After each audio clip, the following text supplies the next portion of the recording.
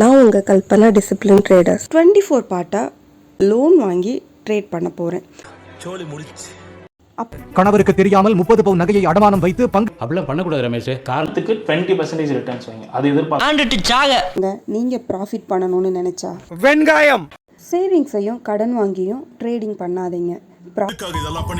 Loan வாங்கி பணத்தை இழந்தவங்களுக்கும் loan வாங்கி ட்ரேட் பண்ணணும்னு நினைக்கிறவங்களுக்கும் இது ஒரு அவேர்னஸ் வீடியோவாக இருக்கும். ஸ்கேம் பண்ணணும்னு இருக்கிறவங்க அதிகமான பர்சன்டேஜில் லோன் வாங்கி மாட்டிப்போம். இருக்க வேண்டியதுதான்.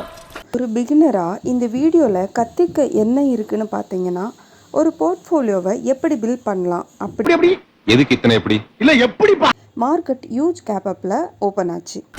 இந்த நண்டி போர்ட்ஃபோலியோ நியர்லி 15% வரைக்கும் மைனஸில் போயிடுச்சு.